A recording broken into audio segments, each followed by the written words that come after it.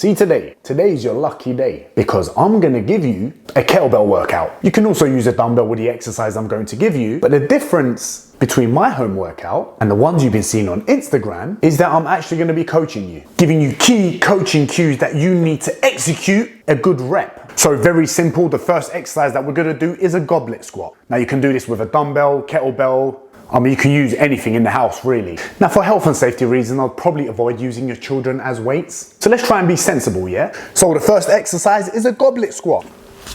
I like holding the kettlebell facing down because it's a nicer hand position. One thing I would advise you to do is lean the kettlebell or the weight towards your chest instead of keeping it far away. With your reps, you want to keep it nice and controlled on your way down and keep it nice and explosive on your way up. If the weight that you have is lighter and if you want to create more intensity and have a more challenging set, then I would look at keeping more time under tension within the rep. So if the weights that you have is not too heavy, ways to make it harder is increase volume, increase frequency of the sets, create more time under tension within the reps. And if you really want to make it difficult, you can even add an isometric hold at the bottom phase of your goblet squat, which is this.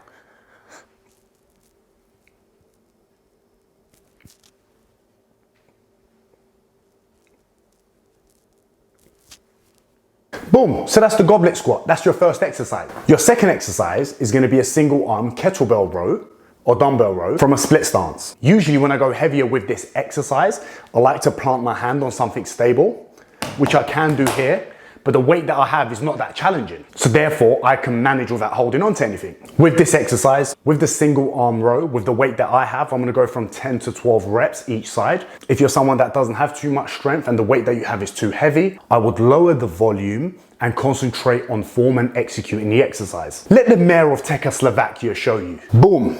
Are you mad? Look at these techers. Retract your shoulders, nice and tight. Elbow brushes your rib cage. Boom. Nice and controlled on your way down. Don't let your shoulder roll over, which will promote you to round your back, which is what we don't want. You want to keep your lats activated, nice and explosive on your way up, and controlled on your way down. Are you mad?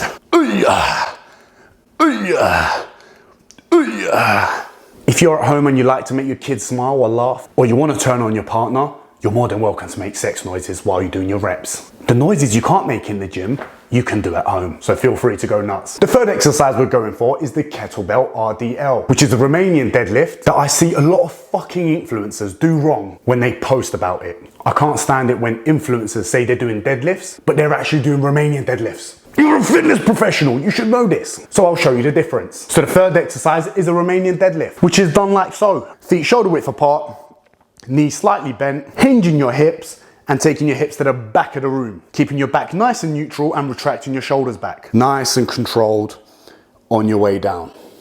Bang, nice and explosive on your way up. Cheese. Yeah.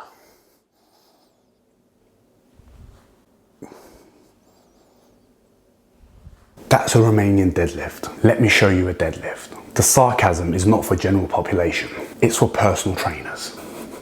This is the deadlift. As you can see, my hips are a lot lower. And this time, instead of isolating my hamstrings, I'm working my whole posterior.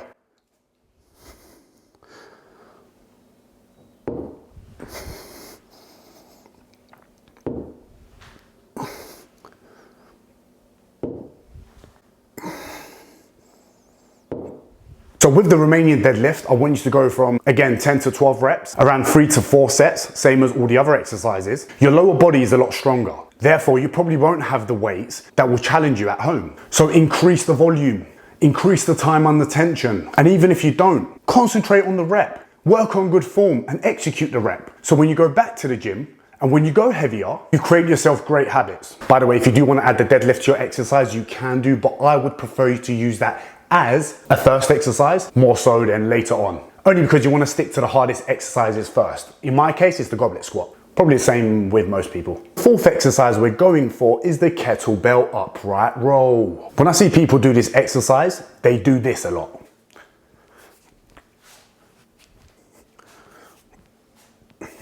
This is what you should be doing. Shoulders retracted, back nice and neutral.